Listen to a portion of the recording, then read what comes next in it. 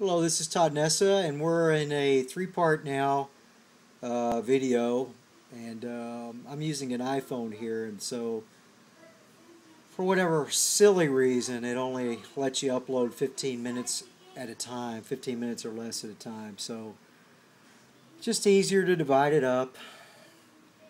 We're looking here at the date stamp, and I'm going to go back just a minute. We're talking about the Social Security card and how it was forged.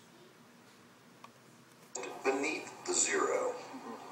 The reason the numbers 8 and 0 are out of position on Barack Obama's registration card is because when the numbers 08 were cut away from the year 2008, they were not cut squarely. Or perhaps put another way, the person who cut them cut too close to the 0. So when 08 was turned upside down to become 80 and put back into the pica stamp, it pushed too far to the right.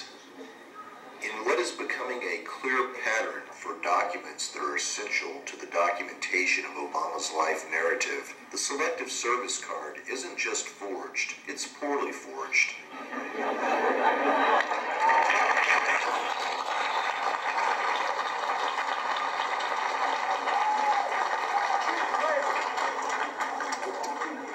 At least I got a rise out of you. The media wasn't happy.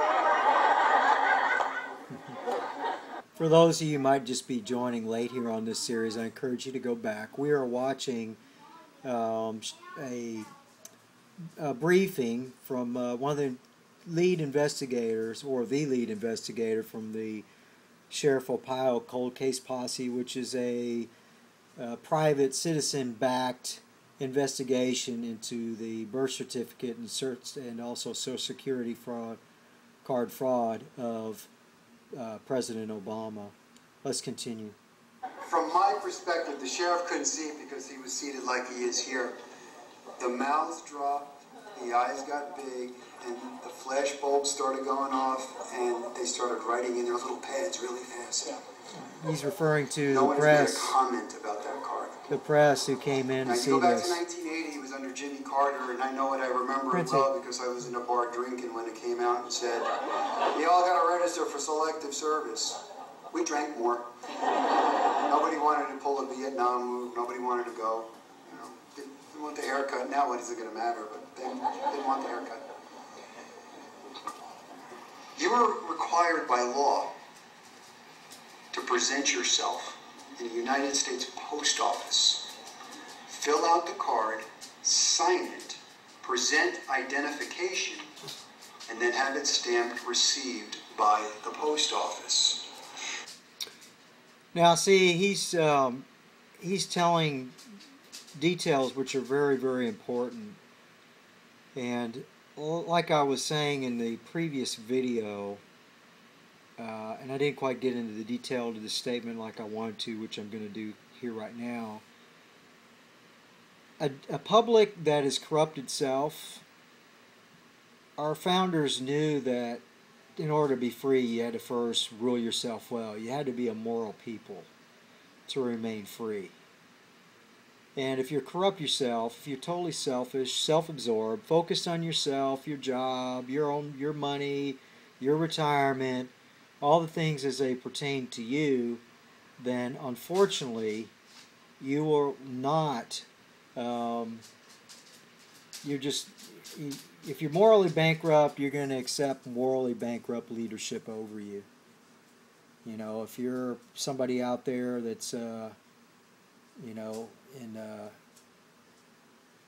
sexual sin where you're jumping in and out of bed with people left and right, if you're involved with other type of sins such as abortion and all these other things, it makes it much easier, or desirable, in fact, and really desirable to, because you're deceived in yourself already because of your pursuit in these things, to accept people who will deceive you, who will take advantage of your blindness because of your own sin, and then because you're deceived, they know that because you're ensnared to that particular thing, which they support, that then they can deceive you further. You see what I'm saying? Do you understand where I'm going with this? In other words, if you're self-deceived, you're ripe for accepting deception in other areas, and that includes people who want to help you with your pet sins, but they do so at a very, very serious and costly price. Let's continue. That stamp that you see on that card isn't the stamp of canceled mail. It's the stamp of some clerk saying, I got this card in 1980. We don't think that happened. As a matter of fact, if you start putting some of the pieces together, going to educational history, and we released some information, I think it was seen on WND, about a post office employee. This is what I was who had talking about earlier. a conversation with Mr. Obama in the early 90s, where he was purported to be a foreign student. We don't believe he would have registered if he was getting financial aid going to college here under a foreign visa.